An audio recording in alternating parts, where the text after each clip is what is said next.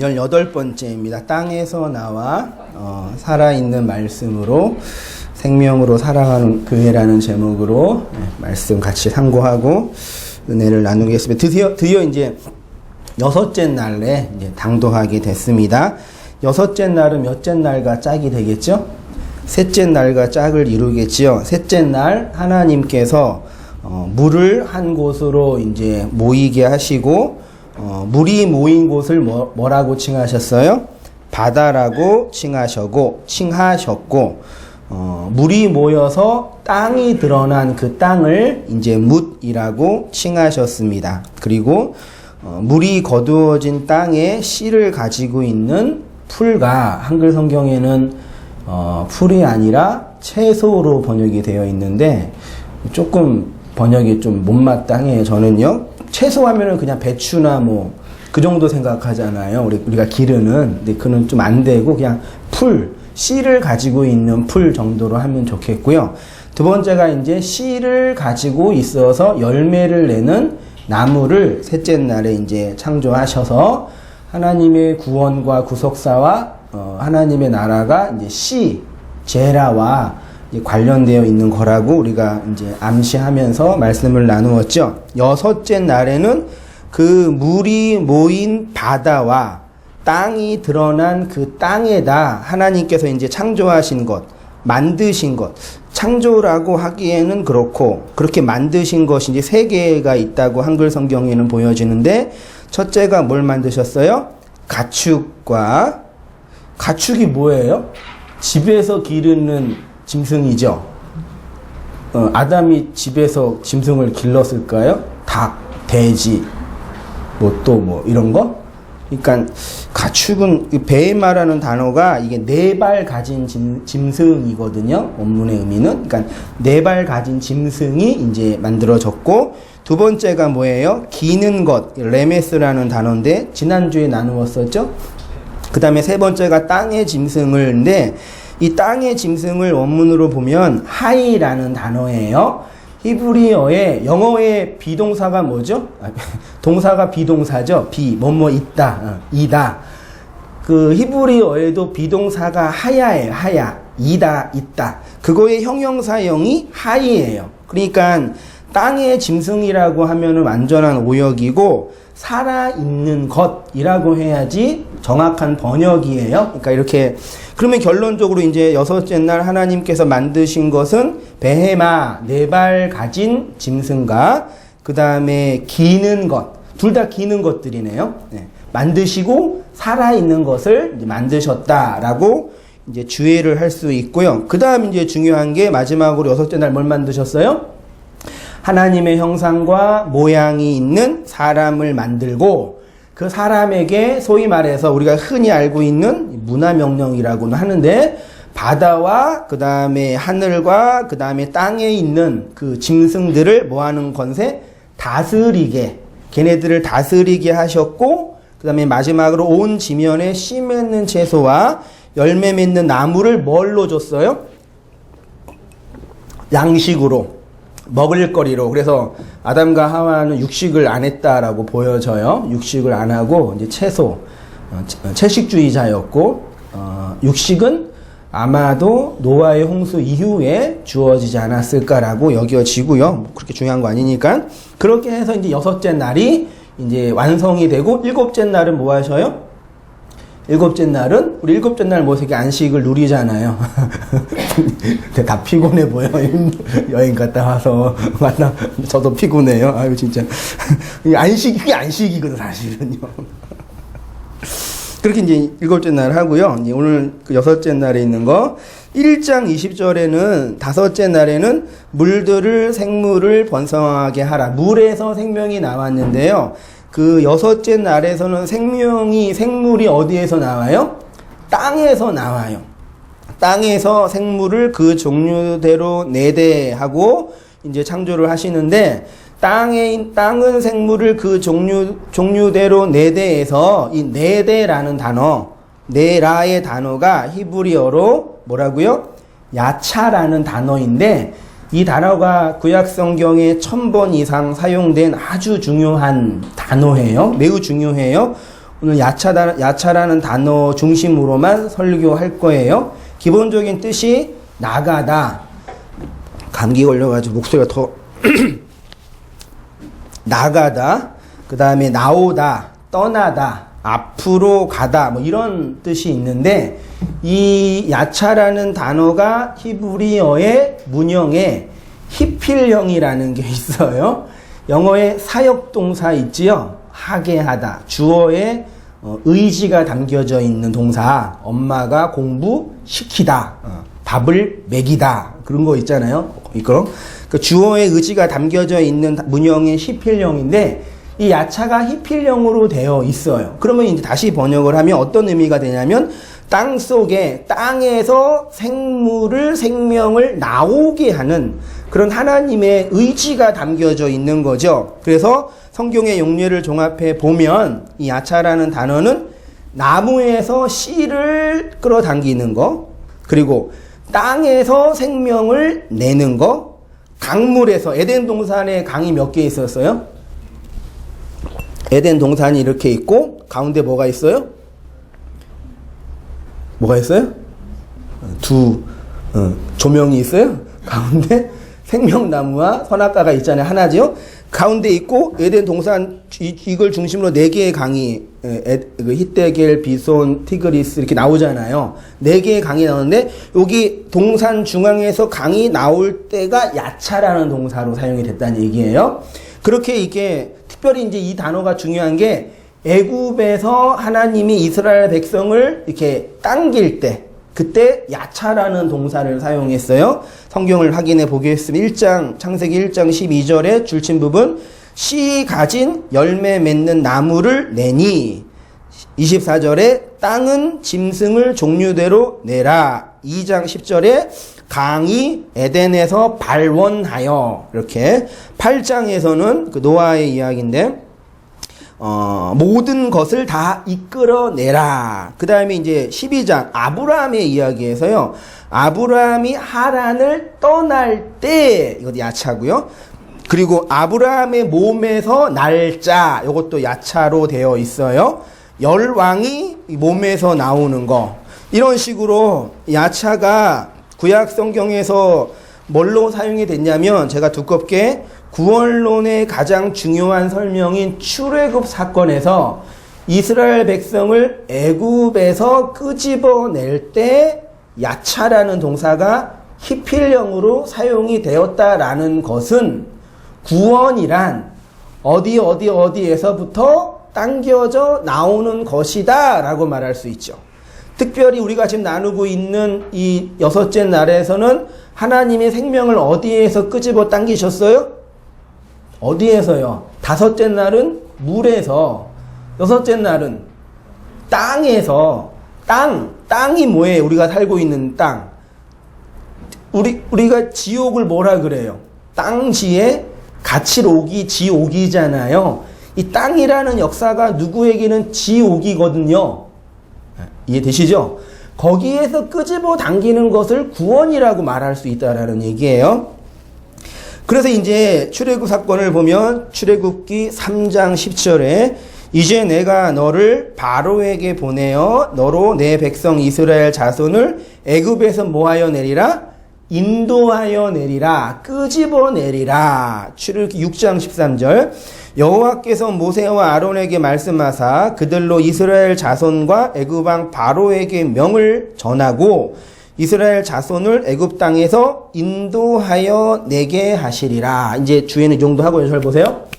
오늘 이제 나눌 게 뭐냐면 우리가 지금 고백하고 있는 하나님이 뭐냐 이 얘기예요. 나는 어떤 하나님을 알고 있느냐. 내가 이해하고 있는 기독교 신앙은 뭐냐라는 얘기예요. 여러분 주위에 있는 친구나 가족이나 친지나 이웃들에게 네가 그 신앙을 믿고 있는 이유가 뭐야? 라고 묻는다면 뭐라고 답하시겠어요? 너는 어떤 하나님 믿고 있어? 이런 거. 지난주에 우리 연주자매가 그런 나눔을 했잖아요. 잠깐 나누는 시간에 그 직장에서 이제 직장 동료가 이제 신앙에 대해서 의문이 있는데 너는 그 교회 왜 다녀? 뭐 이런 식으로. 그 이상한 교회? 아니 그런 얘기 안 했죠? 그 교회 왜 다녀? 혹은 또 교회 다니는데 헌금은 하니? 11조는 하니? 11조는 어떻게 하니? 이렇게 그게 의문, 걔네들은 되게 걱정이 되나요? 그게 5만 대 돈 낸다고 생각하나? 아무튼 이렇게 물어보는데 그때 우리가 나는 이러한 이유 때문에 이 교회를 다니고 이런 하나님을 믿고 이렇게 헌금 생활을 해라고 말하는 근거가 내 안에 신앙이라는 것이 내용으로 있을 때 가능한 거지. 그게 없을 때는 어떻게 말해요? 헌금 안 내면은 하나님이 차 사고 나게 하긴 또 하신다고 해서 내 기도하고 또 목사님이 하라고 하니까 또 뭐 그런 식으로 또 하면 또 복 받는다고 하니까 그런 식으로 얘기하잖아요. 그러니까 뭘 말하고 싶냐면 내가 믿고 있는 하나님, 온땅교회 설교를 통해서든 복음을 통해서든 이해하고 있는 하나님의 내용이 정확하게 뭐냐 이 얘기예요. 뭐예요? 뭐예요? 좀 이따 물어볼까요? 저는 이렇게 모든 걸 자체하고 한 가지는 분명하게 말할 수 있는데 출애굽기 20장 2절을 보시면 하나님이 누구냐? 나는 너를 어디에서요? 애굽 땅 어디에서? 종 되었던 집에서 뭐하는? 인도하여 낸 너의 하나님 여호와로다. 여러분의 하나님이 뭐라고요? 여기에다 너에다 여러분의 이름을 넣어보세요. 나는 성민이를 애굽 땅 종 되었던 집에서 인도하여 낸 성민이의 하나님 여호와다. 요거 하나는 분명히 기억하시고 돌아가셔야 됩니다. 출애굽기 20장 3절에 우리의 하나님은 뭐냐? 나라는 존재를 전에 나는 어디에 있었다고요? 여러분 어디에 있었다고요? 애굽 땅이 있었어요. 네. 저 팔레스타인 지역에 있는 저 땅 아니라 영적인 애굽, 바벨론이라고 하잖아요.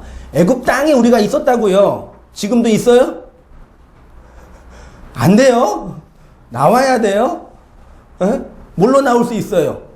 어린 양의 피로 나오셨죠? 다 물어볼까? 나왔어요? 나왔어요. 애굽 땅에서 나왔어요. 그 다음에 어디에서 나와요? 그 애굽 땅이 뭐래요? 종이에요. 그러면 애굽 땅에 나와서 어디로 가요? 어디로 가요? 우리 어디로 가요? 건너가리 어디로? 가나안 땅으로 가잖아요. 그치요? 애굽 땅에서 나와서 어디로 가요? 가나안 땅으로. 종 되었던 집에서 나와서 어디로? 아버지의 집으로, 아들의 집으로 가는 게 성도의 구원의 실존이라는 얘기죠. 그러니까 우리가 신앙을 고백한다라는 측면은 이런 구원론적인 의미가 담겨져 있어야 돼요. 그러면 결론적으로 구원받은 성도는 어디에 있어요? 1. 애굽, 2. 가나안, 3. 광야. 알지요?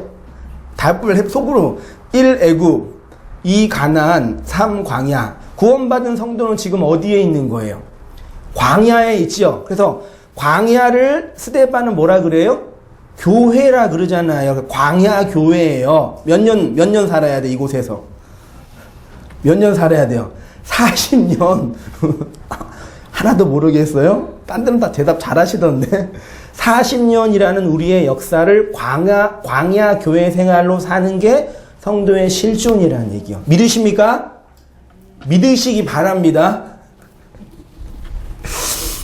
이 이야기를 이제 사도 바울은 이제 신학적인 설명을 이렇게 이제 얘기한 에베소서 1장 4절 본문 보시죠? 보이세요? 다 함께 읽어보겠습니다. 시작. 곧 창세 전에 그리스도 안에서 우리를 택하사 우리로 사랑 안에서 그 앞에 거룩하고 흠이 없게 하시려고 구약 성경에서 구원은 애굽, 광야, 가나안으로 설명을 하는 거를 신약 성경에서는 거룩과 흠이 없음으로 설명을 하는 거예요. 구약이 쉬울까요? 신약이 쉬울까요? 구약이 훨씬 쉬워요. 왜요? 구약은 그림 언어예요. 그 신약을 설명하려고 뭐가 나와요? 이런 신학적인 용어가 나오는 거예요. 뭐 칭의, 성화. 여러분 제 설교가 쉽지는 않잖아요. 다 적응되셨어요? 1년 가까이 들었는데 웃기만 하네요. 기본적으로 성경이라는 본문을 이해하려면요, 성경 텍스트 자체를 잘 아는 것도 매우 중요해요. 그러니까 여러분 꾸준히 성경을 읽으시고 본문을 숙지하시고 알아야 돼요. 근데 성경 본문 자체를 아는 것만으로는 안 돼요. 왜요? 성경의 텍스트는 의미화되는데 그 텍스트가 개혁주의자 입장에서는 A라는 뜻으로 설명이 되기도 하고 신비주의자 입장에서는 B라는 뜻으로 해석이 되고 또 율법주의자에게는 C라는 뜻도 해석이, 그러니까 성경 본문 자체가 중요한 시대가 아닌 거예요. 지금 우리 시대는요. 여러분 뭐 예를 들어서 우리 정부가 그 국정화 교과서라는 그 정치적 어떤 그 컨텐츠를 냈잖아요. 이 사건에 대해서 여기 역사적인 사실이죠. 예. 근데 이 사실에 대해서 여당은 잘한 거라고 찬양을 하고 야당은 비판하잖아요. 그러니까 누가 옳은지는 전 문제가 아닌데 객관적인 데이터가 중요한 게 아니라 그것의 의미가 뭔지를 해석해내는 게 중요한 거예요. 아시겠죠? 성경 텍스트도 많이 알아야 되는데 이거를 해석하는 해석 작업이 필요하니 그게 굳이 신학이라고 하는 거예요. 그래서 성경신학, 조직신학, 역사신학, 그렇게 해서 여러분 집안에 최소한 신학서적, 조직신학책 한 권, 성경신학책 한 권, 교회사책 한 권은 읽지는 마시고 가지고는 있어야 된다고. 제가 요즘 같아서는 다시 이제 그런 교리나 이런 것들을 좀 다시 이렇게 설명하고 싶은데 성경 강의도 좀 만만치 않아가지고 그러는데 이런 거 여러분 좀 하셔야, 그래야지 해야지 설교를 듣는 게, 여러분 설교가 어려우면 설교를 쉽게 해야 돼요? 성도가 공부를 해야 돼요? 뭘 해야 돼요? 근데 자꾸 설교를 쉽게 해달라 그런다니까요. 여러분이 공부를 하시면 되는데 왜 설교만 쉽게 해달라. 물론 다 이게 신앙의 천차만별이니까 이렇게 잘해야 되는 부분도 있는데 기본적으로 이렇게 어떤 그 학문의, 신학이란 학문이잖아요. 그러니까 교리책 한 권 들고 이렇게 텔레비전만 보지 마시고 이렇게 그것도 보시면서 좀 하고 그렇게 평생 신앙생활 하셔야 되니까. 아시겠죠? 오늘 당장 가셔서 책 한 권씩 다. 네. 그 중에 이제 구약 그 구원론에 칭의와 성화라는 게 있어요. 뭔지는 아실 분들은 아시는데 그 칭의의 구원은 뭐냐면 성도의 단회적인 믿음을 설명하는 것이라고 말할 수 있어요. 루터가 그 카톨릭의 행위로 말미암는 구원에 대한 배경 속에서 구원은 뭘로 된다? 오직 믿음으로, 이신 칭의, 이신 득의, 믿음으로 구원된다. 칭의적 구원이 있고요. 그 다음에 이제 무슨 구원이 있어요? 성화적 구원이 있는데, 믿음 이후에, 이제 믿고 나면, 믿음 이후에 지속적인 성장과 성숙이 필요하다라는 쪽으로 말하는 게 성화예요. 아시겠죠? 근데 이 성경이 말하는 구원론이 이거라고 하는데, 근데 역사를 살펴보면은, 이 믿음만을 강조하는 소위 말해 믿음주의적 구원관 양극단이 있고, 또 한편으로는 성화를 강조하는 성화주의적 구원관이 있어요. 절 보세요. 집중하시고요. 이게 구원의 한 틀인데, 믿음을 강조하는 믿음주의적 구원관은 하나님의 주권과 하나님의 은혜의 측면으로 구원을 설명하고 싶어 해요. 그렇죠? 믿음은 하나님의 은혜로 주어지는 거니까. 그렇죠? 성화를 강조하는 측면에서의 구원관은 하나님의 주권과 은혜보다는 뭘 강조할까요? 인간의 조건과 어떤 자격적인 측면에서 구원을 강조한다라는 얘기예요. 그런데 그 칭의의 구원은 이렇게 하나님의 주권과 예수 그리스도의 희생을 강조해서 구원을 설명하고, 성화의 측면은 인간의 조건과 자격을 강조하는 측면에서 구원을 설명하는 거예요. 이것을 구약적인 배경에서 설명을 하면 칭의의 구원은 어디에서 나오는 거? 애굽에서 나오는, 여러분 이스라엘 백성이 애굽에 있었을 때 하나님께 말씀 하울링이 있죠. 하나님께 하나님 나 좀 구원해 주세요라고 자기의 구원을 위해서 기도했을까? 이스라엘 백성이요? 했어요, 안 했어요? 안 했어요. 그냥 모세 하나 딸랑 믿고 가야 되나요? 안 가면 안 돼. 그러다가 그냥 끄집어 간 거예요.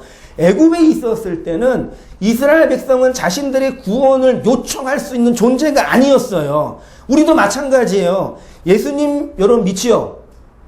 믿으시죠? 예수님 믿기 이전에 하나님, 예수님 나 구원받고 싶어요 라고 말한 사람이 있어요? 말은 했지요. 그 말을 하는 것 자체가 이미 구원이 있는 거예요. 어느 날 눈 떠 보니까 예수님 믿은 거잖아요. 에? 어느 날 눈 떠 보니까 아이가 셋이 돼 버렸어. 남자 잘못 만나가지고. 봤죠? 결혼하신 분. 그러니까 애굽이라는 곳에서 하나님의 주권과 은혜를 끄집어 나온 거란 얘기예요. 근데 이제 가나안 측면에서 바라볼 때는 우리의 존재가 구원에 있어서 조건과 자격을 말해요. 성경이. 그래서 너희가 이 말을 잘 듣고 순종하면이라는 조건을 성경이 달아요. 그래서 이런 두 극단에 이제 양극단으로 치우치면서 구원은 하나님의 은혜, 하나님의 주권만을 말하는 부류가 있고, 한쪽 부류는 인간의 의지, 그리고 인간의 어떤 행위, 어떤 결과물을 말하는 쪽이 있어요. 제가 옛날에 존경했던 로이드 존슨 목사님 같은 경우는 칼빈주의 메소디스트라고 하는데, 이분은 엄격한 근본주의자 중에 한 분이거든요. 복음주의자지만 예수 믿은 자가 그 믿음의 근거로 어떤 변화된 행실이나 성화의 결과물이 없으면 그의 믿음은 가짜다라고까지 얘기했어요. 그러니까 엄격한 성화주의자 중에 하나죠. 그래서 이런 부류가 한국교회도 와가지고 예수님을 믿으면 믿기만 하면 뭐하냐, 머리만 거지면 뭐하냐, 행실이 나와야지 쪽으로 이제 말하는 부류가 많이 있는데, 요 근자에는 이제 이런 인간의 어떤 율법과 행위보다는 하나님의 주권과 칭의를 강조하는 은혜를 말하는 또 설교자들이 많이 또 이렇게 일어나고는 있는 분위기 같아요. 근데 아무튼 이런 어간 속에서 그러면 우리의 구원을 어떻게 확신하냐라는 문제가 나와요. 질문 하나 드릴게요. 여러분 구원 받으셨어요? 지금 죽어도 천국 갈 수 있어요? 이 기본적인 우리 물음이었잖아요. 그 요 물음에 대하여 그러면 내가 구원 받았는지 어떻게 확신하냐라는 측면에서 2000년의 교회 역사가 만든 구원관이 구원의 확신 장치예요. 구원의 확신 장치. 여러분, 구원이 중요해요? 확신이 중요해요? 잘 생각해봐요. 구원이 중요해요? 확신이 중요해요? 구원이 중요하죠. 그런데 구원이라는 건 하나님의 초월성이고 하나님의 것이에요. 확신은 내가 경험하는 거라 뭐가 더 잡기가 편해요. 확신이 편하잖아요. 그래서 가톨릭 같은 경우는 구원의 확신을 어떻게 만들어요? 내가 죄를 범했어. 내가 죄 덩어리야. 그래서 어떻게 이걸 해결해요? 사제한테 가가지고 고해 성사를 하는 거죠. 내가 이런 죄를 범했어. 그러면 사제가 그거 받아가지고 하나님께 드려서 내가 너의 죄를 사하노라. 그래야지 구원받아요. 걔네들은 그래서 그게 되게 중요해요. 사제가. 또 한 가지는 행위. 그거가 좀 사제가 마음에 안 들면 착한 행실을 많이 하면 그 업이라는 게 완전 불교거든요. 이거는요. 해결된다는 쪽으로 카톨릭이 말해요. 심지어 마리아 성모상 숭배 아베 마리아도 하나님께 가기에는 부담스러우니까 예수님을 난 어머님이 좀 가깝잖아. 그래서 어머님께라도 부탁을 해서 나 좀 구원해 주세요라는 그게 아베 마리아거든요. 이런 식의 구원 확신 장치가 나왔는데 개신교도 이 포맷을 비슷하게 유지하고 있는 게 문제예요. 우리가 여러분이 죄를 범하면 어디에 가요? 목사에게는 안 오잖아요. 저분이 나보다 죄를 더 지면 더 졌지 덜 지진 않을까 그런 생각 하시잖아요. 아니에요? 온당교회 목사는 거룩해야지. 근데 이 개신교도 이 카톨릭의 구조를 비슷하게 갖고 와서 어떻게 해요? 부흥운동가들은 극적인 회개와 회심. 네가 회개해야 된다고. 나는 진짜 우리 주니한테 들었는데 저는 안 그랬어요. 주일학교 이제 수련회 가면 꼭 하는 게 이제 부흥회하고 부흥회 끝나고 이제 기도시키잖아요. 불 끄고 선생님이 달려들어서 너 죄 지었어. 너 회개해야 돼. 그 애들 얼마나 그 트라우마, 그 공포지, 그거. 막 기도시키니까 나는 재징의 생각이 안 나는데 선생님이 우니까 너무 나도 울어야 될 것 같다는 부담감이 울었대요. 막 실컷 우니까 마음이 후련하대요. 그게 회개예요? 예, 이게 웃자고 한 얘기, 지금도 성령 집회라 그래가지고 그렇게 기도 이빠이 시키고 찬양 이빠이 부르게 하고 정신 혼미하게 만들어 놓은 다음에 뭐 하나 집어넣어 뭐 하나 체험하면은 그게 하나님인 줄 알아요. 예.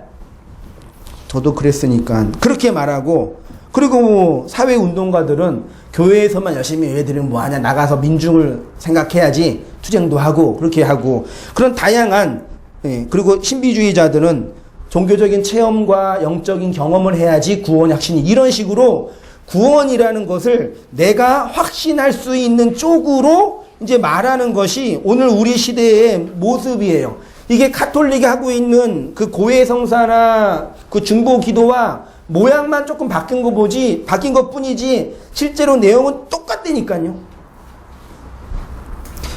결론만 말씀을 드릴게요. 3페이지예요. 구원은 인간의 확신으로 설명이 돼요, 안 돼요? 설명이 돼요, 안 돼요? 안 돼요. 이렇게 해요. 구원의 확신이 있다고 구원받는 것도 아니고, 구원의 확신이 없다고 구원 못 받는 것도 아니에요. 이상하게 한국교회 여러 성도님들이 이렇게 좀 목양적인 구조에서 많이 힘들어 하나 봐요. 저한테 가끔 이렇게 문자나 메일이나 전화를 하셔서 상담을 청하는 분들이 한 달에 한두 번씩 계셔요. 지난주도 이렇게 카페에서 성경 연구하고 설교 준비하고 있는데 모르는 번호로 전화가 떠가지고 보니까 과천에 있는 어떤 성도님이신데, 제가 모르니까 이게 좋은 게 뭐냐면 편안하게 얘기해도 돼요. 사심이 없이 그냥 진리만, 충격을 받겠죠. 근데 그분의 논지는 뭐냐면, 나는 이렇게 생활을 하면 구원 받은 것 같지도 않고, 가끔 제가 밀려와서 내가 구원 받았나 걱정해야 돼. 이럴 때 있잖아요. 여러분 항상 확신이 충만하세요? 있잖아요. 근데 교회 안에서 그 얘기하면 돼요, 안 돼요?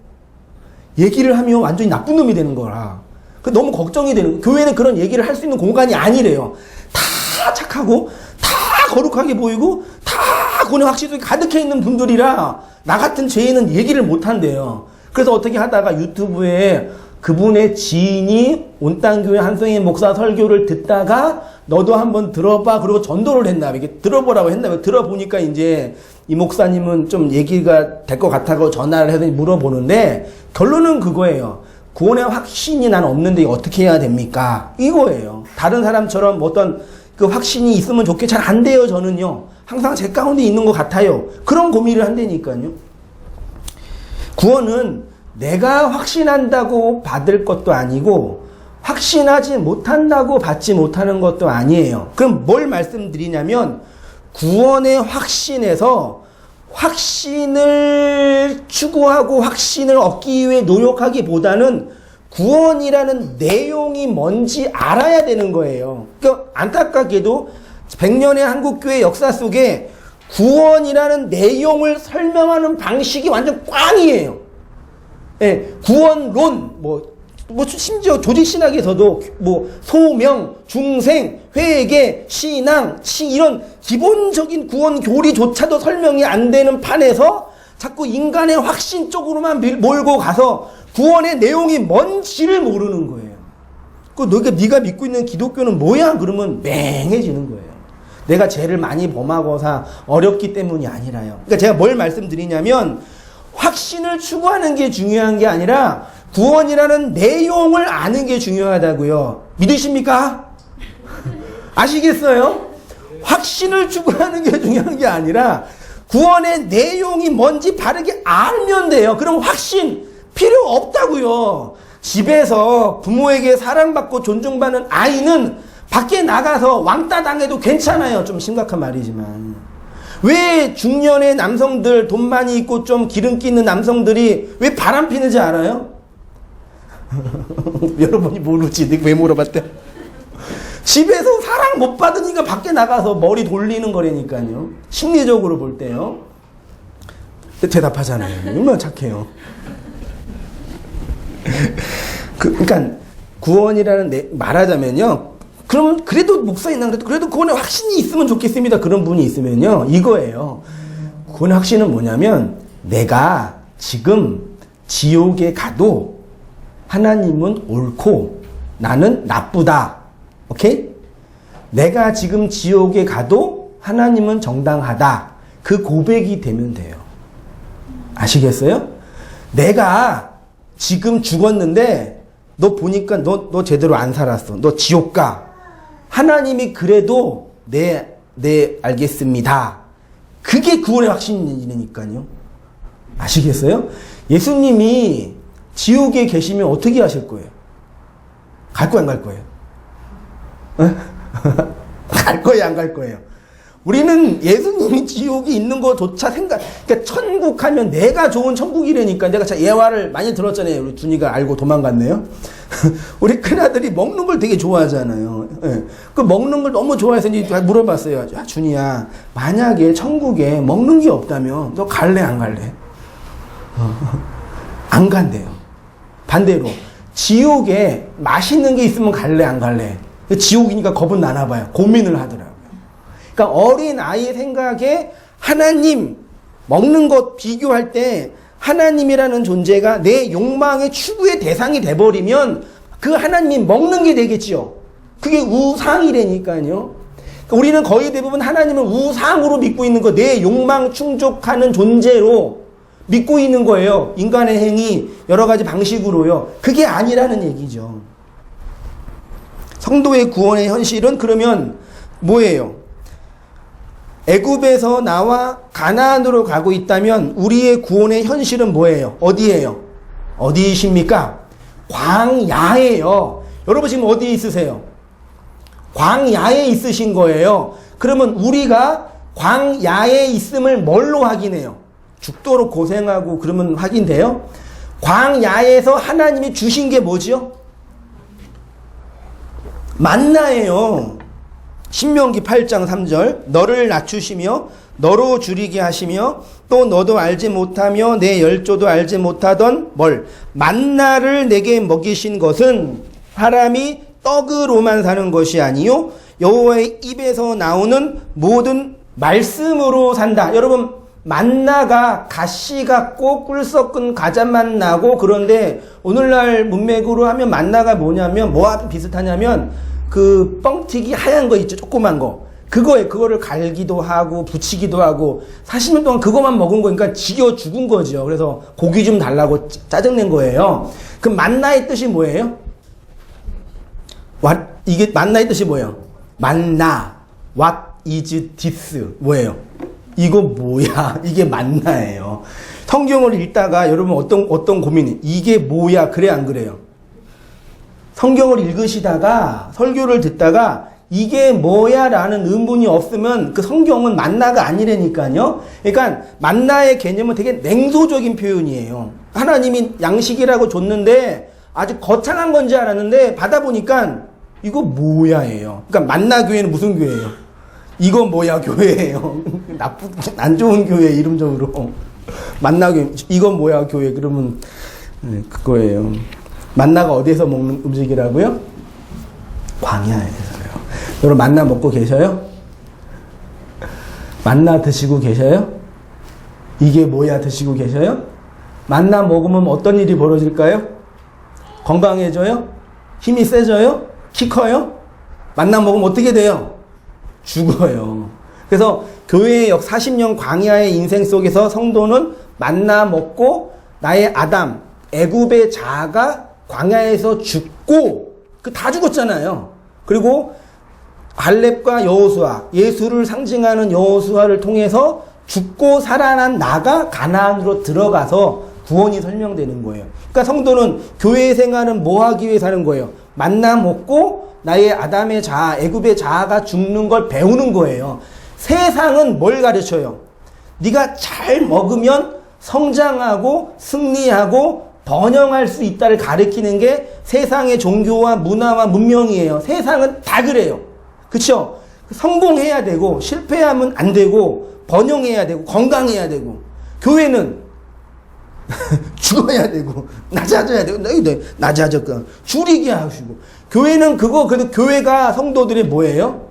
무덤이에요 사실은요. 그래서 하겔다마란 피발이라는 그 누구냐 그 유다가 죽어서 얼마 벌었어요?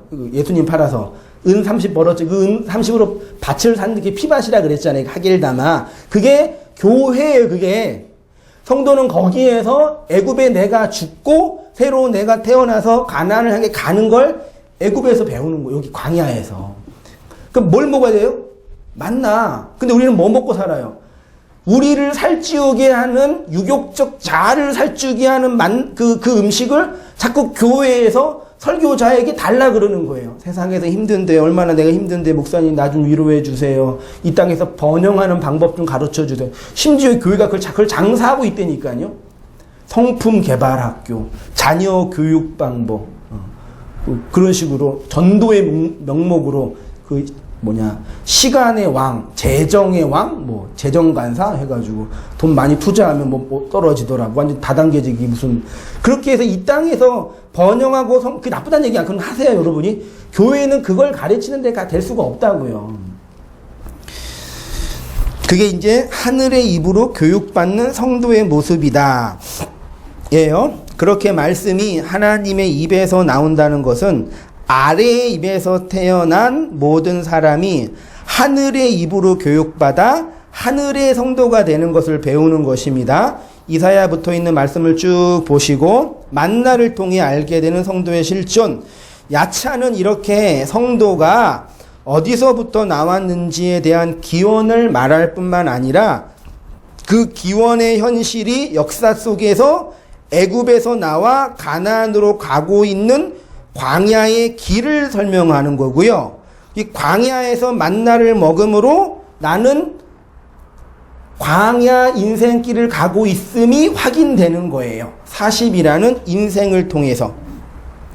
그래서 광야에 있다라는 것은 결국 애굽에서 나온 자라는 것과 가나안으로 들어가는 자라는 것, 이미 얻은 구원과 주권과 은혜, 아직 완성되지 않는 구원, 자격과 조건으로서의 사이에 있다라는 게 이제 확인이 되는 거예요.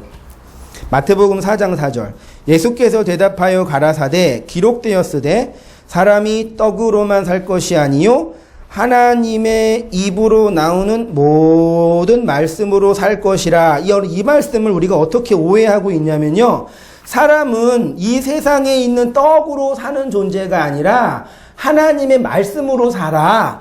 그러니까 세상의 떡을 추구하는 게 중요한 게 아니라 하나님의 말씀을 추구하는 게 더 중요해라는 그런 이원론적인 구분으로 사용해요. 교회 예배드리고 교회 봉사하고 교회 헌신하고 이게 가장 중요한 일이고 그 다음 세상 일은 그 다음 일이야 쪽으로 얘기하는 그런 이야기로 말하면 안 돼요. 그런 이야기가 아니에요. 하나님 보시기에 예배 드리는 게 제일 중요하고 집에서 잠자는 게 덜 중요하고 물론 그래요. 그러고 싶어요. 그게 아니에요. 그렇게 보시면 안 돼요. 물론 우리가 성실하게 날을 정해서 좀 바쁜 일이 있어서 시간을 쪼개가지고 예배에 빠지지 말고 출석도 꾸준히 하고 그래야 돼요. 너무 우리는 너무 자유로워서 이게 언제든지 이게 결석할 수 있다고 생각해가지고 이게 은혜의 증거 중에 하나거든요. 그래서 좀 아쉬워요, 저는. 그래도 제가 그리고 인생과 생명을 걸 말씀을 준비하고 있는데 언제든지 들을 수 있다고 하찮게 여기지 말고 좀 중요하게 여겨주시기를 부탁드립니다. 그건데요. 그런 게 아니라 구원에 있어서 성도의 광야가 구원에 있어서 우리가 살고 있는 이 광야가 구원의 현실이라는. 그래서 광야에 있기 때문에 뭘 먹어요? 하나님 말씀으로서의 만나 안 먹으면 광야에 없는 거예요. 애굽에 있는 거라니까요. 교회가 만나 안 주면 그 애굽 사람이에요. 그 성도가 교회에서 만나 안 먹으면 애굽인이라니까요. 광야에서 이스라엘이 만나로 살 수 있었던 것처럼 애굽에서 나온 하나님의 백성의 현실이 바로 광야이기 때문에 거기서 필요한 하나님의 말씀을 먹어야 하고 먹을 수밖에 없고 먹게 된다라는 거예요. 반드시 성도는 광야에서 진리의 말 만나 먹고 애굽의 자아가 죽어 새로운 자아로 그리스도께로 함몰되어 가나안으로 들어가는 구원이 완성되는 거예요. 이게 구원의 확신이에요. 이런 이야기를요, 신약 성경은 이렇게 이제 설명을 하는 거예요. 옛 생활과 새 생활로 설명을 해요. 로마서 6장 6절 본문 보이십니까? 우리 다 함께 읽어보겠습니다. 시작.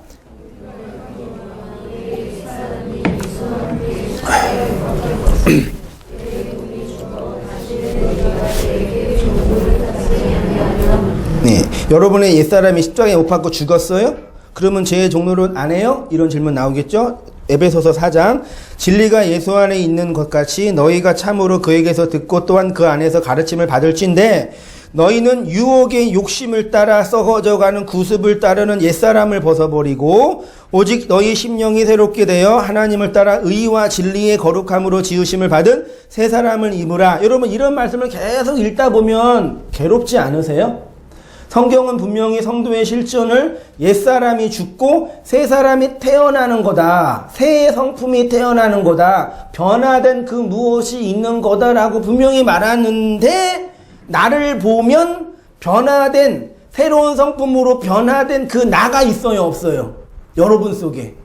없어요. 그러면 그런 질문이 나오고 그러면 성경은 분명히 예수 믿기 이전과 믿음 이후의 상태의 어떤 변화된 새롭게 된 새 사람이라는 그런 고결하고 상정된 그런 모습을 얘기하고 있는데 나에게는 그런 모습이 없다면 난 가짜란 얘기잖아요. 그러니까 이게 이 옛사람과 새사람을 윤리적이고 도덕적이고 성품적이고 사회지휘적인 것으로 보기 때문에 문제예요. 이런 부분을 신비주의 운동가들은 어떻게 말해요? 예수님 믿으면 영적인 경험, 방언, 심지어 그래서 오순절 교단은 방언 없으면 구원이 없다 그래요. 그분들은요. 목사 안수 받을 때도 방언이 그 하나님의 그 구원의 증거인 걸 고백합니까? 그런 거 받는데요, 물어보니까. 그런 경험이 있어야 된다고 얘기하고, 율법주의자들은 도덕적인 변화, 옛날에 그런 망나니 짓 안 하고, 이제 거룩하게 변하고, 윤리적으로 선비처럼 착하게 되는 그런 변화가 있어야 된다고, 인격이 변하고 성품이 변한다고 얘기해요. 그런 변화를 말하고, 기복주의자들은, 이 세상에서 성공해야지요. 하나님의 자녀라며요. 하나님의 복을 받았다며요. 근데 어떻게 세상에서 가난할 수가 있어요? 성공하고 부자가 돼야죠. 이렇게 얘기한다니까요. 근데 그걸 또 듣고 그러는지도 아시더라고, 또. 이런 식으로 변화된 나의 모습을 어떻게든 설명하려고 하는 거예요. 우리들 그 범주 안에 어느 정도 갇혀 있는데, 본질적으로요, 예수 믿기 이전과 믿음 이후에 애굽과 광야의 현실은 내 존재나 그 감정이나 성품적으로 있어요, 없어요? 없어요. 만약에 이게 맞으면 교회에서 가장 거룩하고 가장 착하고 가장 온전하고 가장 성숙하고 가장 성화된 사람은 누구여야 돼요? 누가 그랬어요? 목사여야 되죠? 목사가 그래요? 그래요, 안 그래요? 물론 온땅교회 목사는 우리가 웃는 의미는 뭘까요? 아니에요. 진짜 저도 항상 느끼는 한계고 경험이지만 목사 목회를 한 지 얼마 안 돼. 목회 초년생이 이런 말 하면 좀 죄송스럽지만 그래도 이게 하다 보니까 이게 목회를 잘못하면 진짜 이 망난이 될 수 있겠구나 생각이 들어요. 진짜요. 이게 실제로요. 목사들 중에 교회에서는 거룩한 척하고 착한 척하고 근데 집에 가면 이제 막 아내 패고 애들 막 하고 그래서 이번에 알고 있는 목사님 2층에 이제 교회가 있는데 3층에 그 가정이 있는데 그 남자가 그 알코올 중독이래요. 근데 그분이 목사 아들이란 얘기예요. 그러니까 그걸 다 목사님께 뒤집어 쓰일 수는 없겠지만 그런 다른 이율 배반적인 그런 모습 속에서 이제 삐뚤어지게 된 거죠. 이게 되게 심해요, 실제로. 그리고 실제로 그런 사모들 중에 많이 우울증이나 공황장애 때문에 아파하고 다 이렇게 감추고 있는 거 실제로 다 열어놓으면요 어마어마한 거고 저도 그런 위험과 어려움 속에 늘 있기도 하고요. 그러니까 우리의 존재나 내면이 그렇게 변화되지 않아요. 그래서 저는요 그 사람은 언제나 그 사람이에요. 10년 전에 봤던 그 사람 오래 봐도요 그냥 그 사람이라니까요. 그냥 조금 변하고 이렇게 좀 이렇게 나이 들어서 머리 좀 빠지고 혹은 돈 좀 생겨서 좀 기름기 생기고 그런 차이지, 그냥 그 사람은 그 사람이에요. 사람은 거의 쉽게 안 변해요. 이런 얘기는, 그럼 복음이 도대체 뭐 하는 거냐라고 할 때 그런 개념이 아니라, 그러니까 너무 여러분이 변화되지 않는 것 때문에 막 마음 아파하고 나는 예수 믿었는데 왜 변화된 성품이 없어, 그것 때문에 막 절망 그러지 말고 구원이라는 내용을 잘 알아요. 오전에도 이렇게 가가지고 예배 인도하고 왔는데 이게 아직도 이렇게 술이나 담배에 대해 자유롭지 못하는 분들이 있잖아요. 근데 그런 분들, 물론 이제 교회 앞에서 담배 피면 좀 부담스러우니까. 근데 차라리, 말하자면 그런 거예요. 담배를 끊고 금주를 하고 이런 것들을 내가 했기 때문에 나는 하나님의 사랑을 받았어요. 말할 바에는 술 마시고 난 죄인이에요. 이게 또 좀 이게 심각한 표현입니다. 예. 언어적인 표현이에요. 그게 더 낫다 얘기예요. 자기의 측면에서는요. 인간이 그렇게, 그러니까 금주, 흡연 이런 것들은요, 복음이 아니더라도 끊을 수 있어요. 그리고 실제로 그 건강에 안 좋은 걸 왜 피는지도 이해가 안 돼요. 끊을 수 있는데 그걸 복음이라고 말하는 게 문제라. 성격도 마찬가지라니까요. 원래 성격이 예민한 사람이 있고 순한 사람이 있어요. 원래 못된 인간이 있고 원래 착한 인간이 있다니까요. 그래서 두 사람도 왜 이렇게 사람을 조종하려고 하지 마세요. 부부가 되면은 너는 왜 이렇게 안 해? 조종하려고 해. 그냥 그 사람을 인정해 줘요. 나도 안 변하잖아요.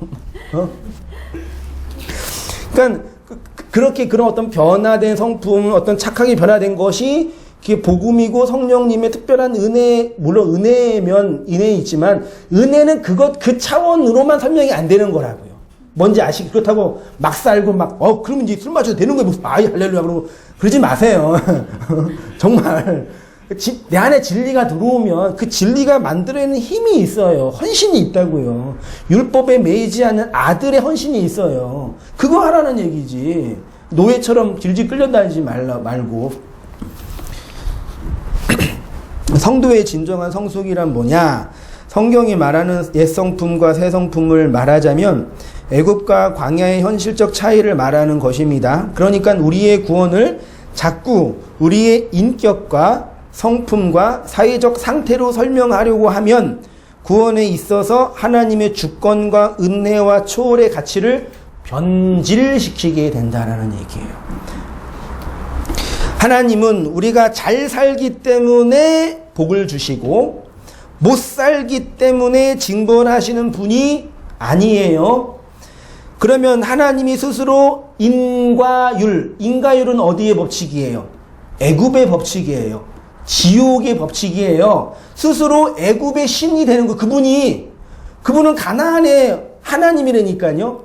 인과율이 아니라 신율, 하나님의 은혜, 하나님의 주권으로 다루시는 거예요. 성도의 구원은 그 하나님의 주권 속에 함몰되는 거예요. 그래서 지옥 가도 괜찮은 거라니까요.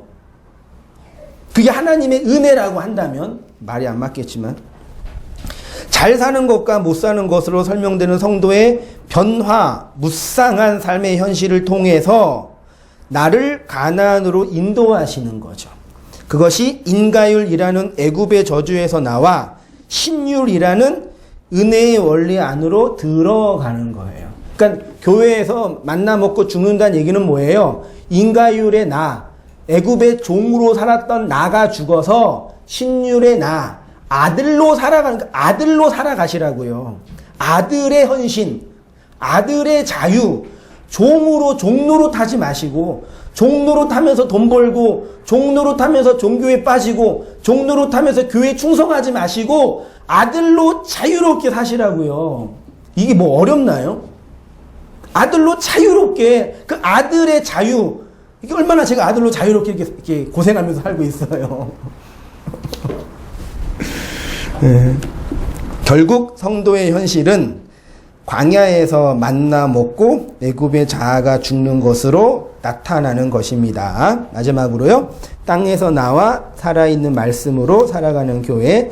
성경은 이렇게 물에서 나오는 바다 짐승으로, 땅에서 나오는 땅의 짐승으로, 애굽에서 나오는 이스라엘로, 몸에서 나오는 자녀로, 하나님의 입에서 나오는 말씀으로 구원을 설명하셔요. 그래서 제가 이 얘기를 이제 그 산상수훈에서 산상수훈 마태복음 5장 24절에 한 푼이라도 갚기 전에는 나오지 못한다. 에스카토스. 이게 다 그 얘기예요.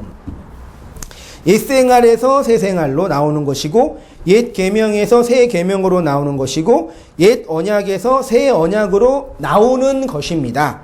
우리의 구원의 실존은 그래서 광야입니다. 광야에서 만나 먹고 애굽에서 나온 것을 알고 애굽의 자아가 죽음으로 가나안으로 들어가는 것을 알아가는 것이 교회의 현실입니다.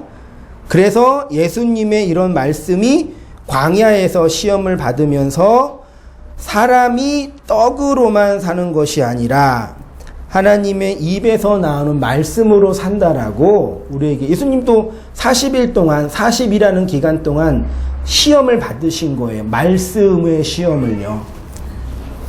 그것이 교회가 하나님의 살아있는 말씀들로 살아가는 것입니다. 이렇게 땅에서 나와 살아있는 진짜 생명으로 잘 살아가시는 모든 성도님 되시기를 주의 이름으로 축원드립니다. 기도하겠습니다.